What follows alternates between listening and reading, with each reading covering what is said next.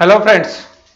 मैं आपके साथ आज जो बात करने जा रहा हूं वो बहुत गौर से सुनिएगा। वीडियो करीबन 10 से 15 मिनट की जो है हम रखेंगे, लेकिन ध्यान से समझना। जो मैं अभी खुद ऑब्जर्व कर रहा हूं पिछले कुछ दिनों से, वो आपके साथ जो है शेयर कर रहा हूं। देखिएगा, सबसे पहली बात मैं आपको एक सिंपल सी बात बता दूं कि मैं शुरुआत कर रहा हूं पहले 2008 से। देखिएगा, तो 2008 के अंदर एक लाइमलाइट में जो सेक्टर हुआ करता था, वो सेक्टर था बिल्डर्स वाला, यानी कि जो रियल एस्टेट का और इंफ्रास्ट्रक्चर। जैसा कि आज की डेट में बैंक्स और एनबीएफसीज हैं, ये दोनों सेक्टर्स जो थे ये मार्केट में लीड करते थे और इनके जो शेयर्स थे उनकी परफॉर्मेंस काफी जबरदस्त जो है रहती थी। और इसमें से कुछ शेयर्स जिनके मैं नाम बता रहा हूं, आप ध्यान से सुनिएगा। ये शेयर्स या तो सेंसेक्स में होते थे या निफ्टी में होते थे, जिसमें एक है यूनिटेक, दूसरा है जेपी एसोसिएट्स, तीसरा नाम मैं आपके साथ बता रहा हूं डीएलएफ। डीएलएफ 1000 रुपए से ऊपर शेयर ट्रेड करता था, ध्यान रखिएगा इस बात को। आज तक वो प्राइस नहीं आए हैं। यूनिटेक तो मेरे ख्याल से 1-2 रुपए में चलता होगा। जेपी एसोसिएट्स भी 1-2 रुपए में चलता होगा। तो ये शेयर 300-400 रुपए में ट्रेड करता था जेपी एसोसिएट्स। इसी तरीके से रिलायंस पावर का शेयर 1000-1200 रुपए चलता था, सॉरी रिलायंस इंफ्रा का। और इसी तरीके से रिलायंस पावर भी 100-200 रुपए बड़े आराम से चलता था। बहुत सारे ऐसे शेयर्स थे जिनका तो नामो निशान नहीं रहा, जो 100-200 रुपए में ट्रेड करा करते थे। पुंज लॉयड्स, जीवी के power and infrastructure, IRB infra भी 300-400 रुपए होता था, जो आज तक उस रेट पे नहीं पहुंचा है। इवन एलएनटी का जो शेयर है आज तक उन प्राइजेस पर नहीं पहुंचा है, इतने समय बीतने के बाद भी, कि जो एक बहुत बढ़िया कंपनी जो आज भी इंडेक्स के अंदर शामिल है। तो आप देखिएगा, पार्श्वनाथ बिल्डर्स। तो मैं आपको कुछ एग्जांपल्स आपको ये बता रहा हूं, और इसके अलावा ढेरों लिस्ट है। 3C कंस्ट्रक्शंस, तो बहुत सारी ऐसी कंस्ट्रक्शन स्पेस की कंपनियां। आईएलएफएस आप लोग जानते ही हैं। तो ये सेक्टर रैली कर रहा था। अगर आप 2003 से लेकर 2007 की रैली देखेंगे, तो ये जो इंफ्रास्ट्रक्चर वाला जो सेक्टर था ये लीड करता था। एक और कंपनी आपको बताता हूं, आईवीआरसीएल इंफ्रास्ट्रक्चर। इसी तरीके से एक कंपनी और मुझे याद आ गई, गैमोन इंफ्रा, गैमोन इंडिया। तो ये जो कंपनीज थी ये वास्तव में लीड करती थी मार्केट के अंदर, कुछ स्मॉल कैप के अंदर, कुछ मिड कैप के अंदर, कुछ लार्ज कैप के अंदर। और ये दिग्गज सेक्टर हुआ करता था, जैसे अभी पिछले 4-5 साल में बैंक्स और एनबीएफसी ने जो है परफॉर्मेंस दिया। जब मार्केट में पहली बार करेक्शन हुई तो सब लोगों ने इन्हीं शेयर्स को इकट्ठा किया और सब लोगों को लगता था ये दोबारा से जो है मल्टी बैगर से रिटर्न्स देंगे। लेकिन आज का समय है, ये शेयर्स जो है चले नहीं है दोबारा से। मैं ऐसा मानता हूं कि विदाउट फाइनेंशियल्स, और एनबीएफसी भी इसमें इंक्लूड है और बैंक्स भी इंक्लूड है, कि ग्रोथ आनी बड़ी मुश्किल होती है किसी भी इकोनॉमी के अंदर और किसी भी मार्केट के अंदर। तो इसीलिए आप देखिएगा कि पिछले 5 साल के दौरान मोस्टली म्यूचुअल फंड्स के पोर्टफोलियो के अंदर अगर आप एवरेज देखेंगे तो 25 से 30%, 35%, कुछ के अंदर तो 50% तक जो है फाइनेंशियल्स का बोलबाला है। और अभी देखिएगा, मैं यहां पर जब ये रिजल्ट का एनालिसिस कर रहा था, तो उस रिजल्ट के एनालिसिस से पहले मैं आपको पिछले महीने की बात बताता हूं, यानी कि जो महीना अभी मई में बीता है, जितने भी दिन गए। तो देखिए कि पूरा महीना जो है बैंकिंग के लिए और एनबीएफसी के लिए जो है पेनफुल रहा। और रीजन सीधा है कि जो बड़े प्लेयर्स हैं वो सेल कर रहे हैं। ये छोटे प्लेयर्स के हाथ में शेयर्स नहीं था। जो बजाज फाइनेंस की बात करें या बजाज फिनसर्व की बात करें और इवन एचडीएफसी लिमिटेड की बात करें, ये शेयर्स किसी छोटे इन्वेस्टर्स के हाथों में नहीं थे। तो रिटेल इन्वेस्टर्स के पास तो बहुत ही थोड़ा स्टेक था।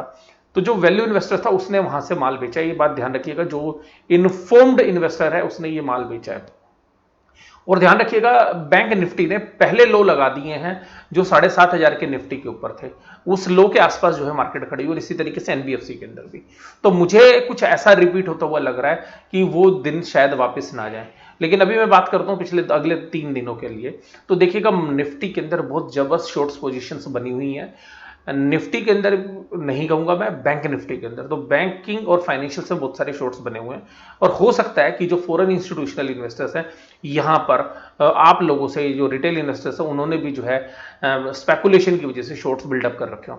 तो मुझे पर्सनली ऐसा लगता है कि जो शॉर्ट्स जिन लोगों ने लगाए हुए हैं, शायद उनको मार्केट एक बार ट्रैप करे और मार्केट ऊपर की तरफ अगले 3 दिनों के अंदर, क्योंकि यहां पर थर्सडे को जो है एक्सपायरी होने वाली है। तो ये जो फाइनेंशियल्स वाले जो शेयर्स हैं इनके अंदर भी एक तेजी देखने के लिए मिलेगी। और थर्सडे के बाद जो है एक रोल ओवर हो सकता है, और फिर रोल ओवर के बाद जो है मुझे एक डाउन साइड जो है नजर आती है। ये मेरा अपना पर्सनल व्यू है, जो मैं जो फील करता हूं, क्योंकि जो ओपन इंटरेस्ट है, जो चार्ट्स हैं, उस पर जो लगता है। लेकिन अगर एक गट फीलिंग अगर आप मुझसे पूछे, जो चार्ट से हटा दूं मैं, या जो ओपन इंटरेस्ट है उसकी पोजीशंस को मैं एक बार दरकिनार कर दूं, तो मुझे टेक्निकल बाउंस भी नहीं लग रहा। मुझे ऐसा लगता है कि एक थोड़ी सी तेजी कल आएगी या परसों आधे दिन तक जो है तेजी रहेगी और उसके बाद दोबारा से एक जबरदस्त सेलिंग जो है शुरू हो जाएगी, अगर मैं अपने जो है इंट्यूशंस की बात करूं अगर, या मेरी जो गट फीलिंग है, जो मेरे एक्सपीरियंस उसकी बात करूं। चार्ट तो ये कह रहे हैं कि भी 2-3 दिन तेजी होनी है और उसके बाद कोई मंदी आएगी। लेकिन मैं जो फाइनेंशियल्स को देख रहा हूं, आज में मुझे एचडीएफसी के जो फाइनेंशियल्स मैंने देखे, तो मैंने ये चीज बड़ी नोटिस की कि मैं बड़ी दिग्गज कंपनीज के जो फाइनेंशियल्स देख रहा हूं, तो यहां पर ऐसा लग रहा है कि जो फाइनेंशियल्स हैं, इवन बैंकिंग है, एक तो चार्ट के ऊपर जो है वो हो सकता है टेक्निकल बाउंस है, लेकिन जो पिछले महीने पूरी सेलिंग हुई है और वहां पर जो दिग्गजों के अंदर भी सेलिंग हुई है, तो अभी बस बैंकों में 2 दिग्गज बचे हुए हैं, कोटक महिंद्रा और एचडीएफसी बैंक। बाकी जो सारे शेयर्स हैं उनको अच्छे से पिटाई लगा दी है, इंक्लूडिंग आईसीआईसीआई बैंक। तो सिंपल सी बात ये, तो यहां पर पूरे एनालिसिस में जो है वो हमें देखने के लिए मिल रहा है कि बिजनेस के अंदर डी ग्रोथ है और केवल 5 या 10 दिन के अंदर ही बहुत बड़ी डी ग्रोथ हमें देखने के लिए मिल रही है। और मुझे ऐसा लग रहा है कि मार्केट एक जो है सीवियर जो है स्लो डाउन को फेस करेगी आगे चल के। देखिएगा 1.5 महीना जो है इस क्वार्टर का भी हमारा कंप्लीट हो चुका है और 1.5 महीने तक हम लॉकडाउन की सिचुएशंस में थे और इवन जो दिग्गज एचडीएफसी बैंक और एचडीएफसी लिमिटेड तक के जो रिजल्ट्स हमने एनालिसिस किए, तो हमने देखा कि एक सीवियर जो है डेंट जो है उनके फाइनेंशियल्स पर पड़ता हुआ नजर आया। एचडीएफसी लिमिटेड के बारे में मैं तो बात बताऊं कि 9,000 करोड़ के तो जो प्रॉफिट्स थे वो गृह फाइनेंस की डील के थे। उसके बाद जो उन्होंने ईपीएस कैलकुलेट कर रखे वो 120 रुपए से ऊपर की है, उसमें से अगर उसको एडजस्ट कर दे तो 100 रुपए के आसपास की ईपीएस आती है। और जो सबसे बड़ी बात यह है कि उसमें जो 9 महीने थे उसके अंदर जो है आप जो है नॉर्मल तरीके से काम कर रहे थे, 9 महीने नहीं बल्कि 11.5 महीने। और दूसरी बात है आपको टैक्स का बेनिफिट भी एचडीएफसी मिला था, लेकिन ग्रोथ फिर भी डिलीवर नहीं कर पाए।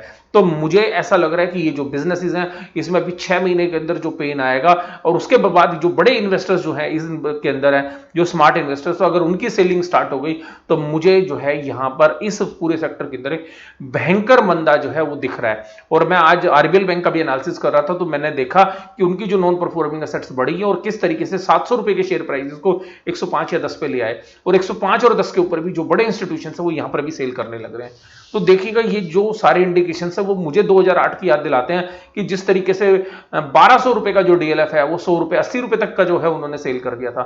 आईपीओ के अंदर जो है ये शेयर 600-700 रुपए में आया था, उसके बाद 1000 रुपए से ऊपर काफी दिन इसने ट्रेड किया।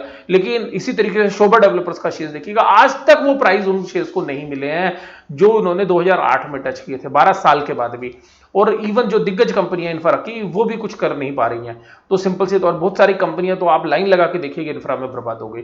सिमिलर तरीके का पेन मुझे एनबीएफसी में भी दिख रहा है और बैंकों में भी दिख रहा है। बैंकों में हालांकि पेन थोड़ा कम है बजाय के एनबीएफसी में ज्यादा पेन दिख रहा है। और जिस तरीके से लोग अभी लॉकडाउन को फेस कर रहे हैं, जिस तरीके से लोग घर से बाहर नहीं निकलना चाह रहे, जिस तरीके से मोटोरियम के पीरियड्स को इंक्रीज किया गया, मुझे एक जबरदस्त सीवियर पेन जो है इस पर्टिकुलर सेक्टर के अंदर लग रहा है और उसके जो रिपल इफेक्ट्स हैं वो आपको दूसरे सेक्टर में भी आते हुए नजर आ सकते हैं। मैं केवल यहां पर आपको यही बात कह रहा हूं कि जब मार्केट में करेक्शन आए तो इस सेक्टर के अंदर, स्पेशली मैं बाकी सेक्टर की बात नहीं कर रहा, मैं निफ्टी के 7,500 लेवल की बात नहीं कर रहा, मैं ये कुछ नहीं बोल रहा, मैं केवल ये बोल रहा हूं कि ये जो सेक्टर है जो मैं आपको एनबीएफसी और बैंक बता रहा हूं इसमें एक जबरदस्त पेन जो है मुझे लग रहा है। और जो हमारे इनोसेंट इन्वेस्टर्स हैं उनको लगेगा कि 700 रुपए की चीज आज जो है 120 रुपए में मिल गई, 110 में। आरबीएल के ऊपर जब मैंने आज वीडियो डाली तो बहुत सारे लोगों के जो कमेंट्स थे, सर मैंने तो 300 रुपए में ले रखा है, मैंने तो 180 रुपए में ले रखा है।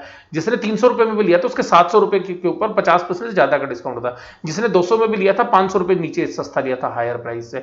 तो ये चीजें जो है बड़े स्टॉक्स के अंदर भी आ सकती है, लेकिन बड़े स्टॉक्स में बाद में आती है, क्योंकि अगर बड़े स्टॉक्स में शुरू में आएगी तो सिंपल सी बात है पूरी मार्केट तहस नहस हो जाती है। लेकिन अब मुझे जो है पेन जो है बड़े कंपनीज के अंदर भी लग रहा है और रीजन ये नहीं कह रहा कि मैं इतना प्रॉफिट नहीं जनरेट, एचडीएफसी इतना प्रॉफिट तो जनरेट कर लेगी, 100 रुपए 80 रुपए की ईपीएस तो अभी भी मेंटेन कर लेगी साल भर के अंदर।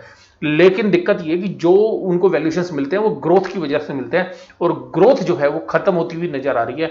और अगर ये ग्रोथ एक बार जो है डिक्रीजिंग साइड पे चलेगी और कहीं पर जो, अगर हम केन्स की थ्योरी की बात करें, जो इकोनॉमिस्ट हुए, अगर उनकी थ्योरी की बात करें तो वो बोलते थे कि अगर एग्रीगेट डिमांड और एग्रीगेट सप्लाई दोनों अगर चीज घट जाएगी तो, और सर्कुलर फ्लो ऑफ मनी अगर रुक गया तो कहीं ना कहीं जो है एक जो गरीबी का दुष्चक्र होता है, एक विषैला जो दुष्चक्र होता है उसके अंदर कहीं इकोनॉमी ना फंस जाए। और दूसरी फ्रंट पे जो है मैं आपको एक और बात बोलना चाहूंगा कि गवर्नमेंट के भी कुछ इनिशिएटिव्स ऐसे नहीं है कि जो वो है प्रोएक्टिवली कुछ ऐसे एक्शंस ले सके जो उसको इकोनॉमी को जो है बैड शेप में जाने से रोक सके। और गवर्नमेंट के पास ज़्यादा कुछ पॉकेट है भी नहीं, डीप पॉकेट है भी नहीं है। और जिस तरीके के पैकेजेस अनाउंस किए हैं और जो हमने अभी तक देखे हैं, तो हमें अभी गवर्नमेंट की तरफ से भी जो है कोई कंफर्ट जो है आता हुआ नहीं नजर आ रहा है।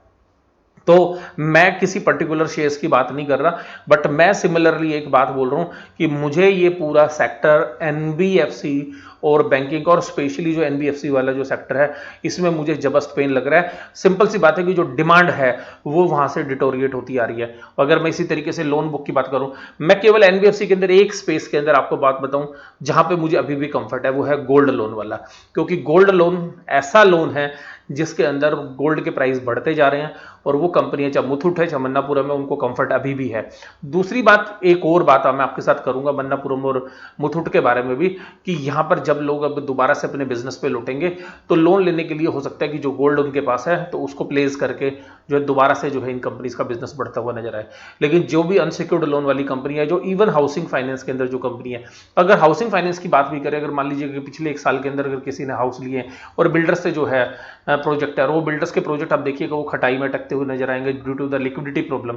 और दूसरी बात ये मजदूर है नहीं, और अगर आपको लगेगा आपकी प्रॉपर्टी के प्राइस 20% हो गए, मान लीजिए आपने 1 करोड़ रुपए का एक फ्लैट लिया और बिल्डर ने अभी काम स्टार्ट किया ही है, और वहां पर उस फ्लैट की जो कीमत है दूसरे नियर बाय लोकेलिटी में, क्योंकि बिल्डर्स के ऊपर प्रेशर है, और उसी तरीके की रेडी टू मूव प्रॉपर्टी अगर 80 लाख रुपए की होगी, और मान लीजिए आपने 5-7 लाख रुपए जो है एनबीएफसी को या हाउसिंग फाइनेंस कंपनीज को दिए, तो आप क्या करेंगे? आप वो 5-7 लाख रुपए छोड़ के 80 लाख रुपए में दूसरी प्रॉपर्टी लेने के लिए जो है आप जा सकते हैं। तो इस तरीके का जो मूवर एडवांटेज है तो वहां पर भी आपको देखने के लिए मिलेगा। और मुझे ऐसा लग रहा है कि ये जो 6-8-10 महीने ये बड़े क्रूशियल होंगे, लेकिन वहां तक जो है मुझे पर्सनली ऐसा लगता है कि बहुत सारे रिटेल इन्वेस्टर जो हैं गलत भाव पर जो शेयर्स लेके फंस चुके होंगे।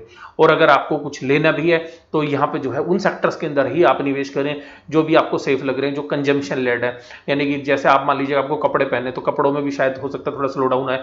खाने पीने से संबंधित जो चीजें हैं, मेडिसिन वाली जो कंपनी, हालांकि मुझे लग रहा है फार्मा में भी वो ग्रोथ नहीं आएगी जितना मार्केट एंटिसिपेट कर रही है। तो क्योंकि पूरे की पूरी इकोनॉमी जो है मुझे फंसती हुई नजर आ रही है, और उसके अंदर जो है फाइनेंशियल जो है लीड करते हैं, जब ग्रो करती है तब भी और जब मार्केट गिरती है तो भी। मैं किसी पर्टिकुलर स्टॉक स्पेसिफिकली बात नहीं बोल रहा, लेकिन मैं फिर भी आपको बात ही बोलूंगा कि अभी 2-3 दिन हो सकता है कि एक टेक्निकल बाउंस बैक जो है एनबीएफसी के अंदर और बैंकिंग स्टॉक्स के अंदर आपको देखने के लिए मिले, और निफ्टी को भी लीड करता हुआ जो है हो सकता है 93-9400 पर जाए। लेकिन वहीं पर देखिएगा जो बड़े इन्वेस्टर्स हैं वहीं पर अपने शायद शॉर्ट बिल्डअप्स करते हुए नजर आए, और आगे का जो फ्यूचर है वो हमें भी दिख रहा है। तो जिस तरीके के जो सीवियर पेन्स हैं वो हमें साफ साफ नजर आ रहे हैं। मैं बहुत सारे ऐसे लोगों को जानता हूं जिन्होंने अपने बच्चों की स्कूल की फीस जो है ट्रांसफर नहीं की है। वो कह रहे पता नहीं बच्चा पढ़ने जाएगा या नहीं जाएगा। तो स्कूल वाले जो है, तो आप ये देखिएगा जो बिल्कुल बेसिक है, जिसको कभी कोई डिफॉल्ट नहीं करता था, कोई भी एक समझदार व्यक्ति अपने बच्चों की स्कूल की फीस का डिफॉल्ट नहीं करता था, वो प्रायोरिटी लिस्ट में आता था। आज की डेट में स्कूल की फीस का अगर डिफॉल्ट हो रहा है तो आप मान लीजिएगा कि जो लोन बुक है, बाकी लोन बुक्स हैं जो एनबीएफसी की या बैंकिंग की है, तो उन पे कितना प्रेशर होगा। तो मैं अपनी कॉमन सेंस को अप्लाई कर रहा हूं, मुझे जो मार्केट के अंदर दिख रहा है मैं वो सब चीज आपके साथ एनालिसिस करते हुए मुझे दिख रही है। और मुझे लगता है कि ये जो एनबीएफसी और बैंकिंग स्पेस है, इसके अंदर एक बहुत बड़ा कत्लेआम आपको अगले 6 महीने के अंदर दिखने के लिए मिलेगा। और यहाँ पे जो शेयर्स के प्राइस अभी आपको दिख रहे हैं, मुझे ऐसा लगता है कि यहां से भी आपको 50% डिस्काउंट के ऊपर बहुत सारे शेयर्स आपको मिलते हुए नजर आएंगे। और जब अगले क्वार्टर रिजल्ट आएंगे तो आपके सामने सारी चीजें पिक्चर पूरी की पूरी साफ या क्लियर होती हुई नजर आएगी। मैं आपको डरा नहीं रहा हूं, मैं आपको केवल ये कह रहा हूं कि आपको निवेश करना है तो प्लीज इन 2 सेक्टर से आप अभी फिलहाल दूर रहिए। और बहुत सारे सेक्टर्स हैं जहां पर आप निवेश कर सकते हैं, आप अपना विजन लगा सकते हैं। इस सेक्टर के अंदर भी मौका मिलेगा खरीदने के लिए, लेकिन तब जब पिक्चर क्लियर हो चुकी है, मोटेरियम में कितने लोन हुए हैं, लॉस हुए हैं, किस तरीके का एनपी है। मैं तो यही कहूंगा कि इंतजार करना जो है ज्यादा बढ़िया रहेगा। अगर आपको निवेश भी करना है तो और जो बहुत सारे सेक्टर्स हैं वहां पर आप जो है देख सकते हैं, लेकिन ये सेक्टर जो है स्पेशली जो है मुझे अच्छा नहीं लग रहा। इसके अलावा और भी कुछ सेक्टर्स हैं जहां पर अभी कोई भी आपको जो है सीधा सा कोई भी आउटलुक जो है फ्यूचर के बारे में भी क्लियर नहीं है, जिसमें आप देखिएगा होटल इंडस्ट्रीज है, टूरिज्म से रिलेटेड जो कंपनीज है, सिनेमा घर से संबंधित कंपनी है, इंफ्रास्ट्रक्चर से संबंधित कंपनी है, और बहुत सारी ऐसी जो टोल प्लाजा वाली जो कंपनीज है जिन्होंने आगे स्पेशल पर्पज व्हीकल बना के पैसा उठा रखा है। और जब लोग घर से ही नहीं निकलेंगे तो आप बताइए, लोग घूमने नहीं जाएंगे तो टोल प्लाजा की कलेक्शन भी घटती हुई नजर आएगी। तो इस तरीके के बहुत सारे आउटकम्स हैं वो अभी आपके सामने आएंगे। ये अभी आपको नहीं दिख रहा है। जो बड़े लोग हैं, जो बड़े इकोनॉमिस्ट हैं, जो बड़े फंड्स हाउसेज हैं, वो पहले से उस चीज को देख चुके हैं और इसीलिए देखिएगा मार्केट के अंदर उन्होंने सेलिंग जारी रखी हुई है और कहीं पर भी रिलीफ नहीं मिल रहा है और कहीं पर भी किसी भी इंटरनेशनल मार्केट में कुछ भी परफॉर्मेंस हो लेकिन इंडिया परफॉर्म नहीं कर रहा है। रीजन इज वेरी सिंपल, बड़े इन्वेस्टर्स बड़े समझदारी के साथ अपना माल धीरे धीरे ऑफलोड कर रहे हैं और जो रिटेल इन्वेस्टर्स है, एक इनोसेंट इन्वेस्टर है, वो बेचारा फंसने लग रहा है। तो मेरा जो पर्पज है वो सीधा ही है, एक इनोसेंट इन्वेस्टर्स को, एक समझदार इन्वेस्टर्स को अपनी विवेक बुद्धि का ध्यान रखना चाहिए और उसके बाद ही निवेश करना चाहिए। ये एक जनरल वीडियो थी, मैं कोई स्टॉक स्पेसिफिकली मैंने ज्यादा बात आपके साथ नहीं की है, बट मेरा जो पर्पज है वो ये है कि मेरे देश के जो लोग हैं, मेरे जो रिटेल इन्वेस्टर्स हैं, जो लोग मेरा वीडियो सुनते हैं, उनको किसी तरीके का लॉस ना हो। अगर आपने निवेश करना है तो एक ही सेक्टर अभी आपको मैं बता दूं, एफएमसीजी जो है उसमें शायद सबसे कम पेन होगा, लेकिन वहां पे वैल्यूएशन थोड़े ज्यादा है। और आप देखिएगा मैंने भी जो कल जिस शेयर्स की बात की थी वो टाटा कंज्यूमर प्रोडक्ट, वो भी एफएमसीजी स्पेस से ही रिलेटेड है। आप उस स्पेस में और भी कंपनियां देख सकते हैं, वो भी मुझे सेफ लग रहा है। फार्मा में भी थोड़ी करेक्शन आएगी तो यहां पर भी सेफ्टी जो है देखी जा सकती है। और फिर देखिए एग्रीकल्चर रिलेटेड जो प्रोडक्ट्स हैं, क्योंकि एग्रीकल्चर पे हमारी इकोनॉमी बैठती है, चलती है, काम करती है, तो वहां पर भी जो है हमको अच्छे मौके मिलेंगे। बहुत सारे जो शेयर्स हैं जो इंडस्ट्रियल्स में है या बाकी जगह है वहां पे पेन है। मैं भी जो है कुछ कंपनीज की जो है एनुअल रिपोर्ट्स भी पढ़ रहा था, तो वहां पे जो मैनेजमेंट ने किस तरीके से फ्यूचर आउटलुक दिया है, तो फॉरवर्ड लुकिंग जो स्टेटमेंट्स हैं उसको जब देख रहे थे तब भी वहां पे उनकी बातों से भी, वो जो विद्वान लोग जो एनुअल रिपोर्ट लिख रहे हैं उनसे भी यही बात समझ में आ रही है कि मार्केट में भी 6 महीने का जो लोग बोल रहे हैं पेन है वो, लेकिन मुझे लग रहा है कि अगले 1 साल या 1.5 साल तक खरीदने के जो है अच्छे मौके मिल सकते हैं और फिर जब पिक्चर क्लियर होगी तब जो है हम अपना नया आउटकम जो है निकालेंगे और खरीदने का समय जो है आएगा अभी। और जो दूसरे सेक्टर के अंदर थोड़ा जल्दी आ जाएगा, लेकिन एनबीएफसी और बैंक के अंदर खरीदने का समय भी बहुत दूर है, तो उस सेक्टर से भी दूर रहिए और जो भी आप खरीदें वो सिस्टमेटिकली खरीदें, सिस्टमेटिकल इन्वेस्टमेंट प्लान के थ्रू खरीदें, यानी कि थोड़ा थोड़ा खरीदें, एक ही साथ सारा पैसा डंप ना कर दें, जिससे कि आपको अच्छे एवरेज मिले और बाद में आपको अच्छी रिटर्न्स मिले। आपको वीडियो कैसी लगी जरूर से जरूर आप मुझे कमेंट बॉक्स में बताइएगा। वीडियो देखने के लिए धन्यवाद, थैंक यू वेरी मच।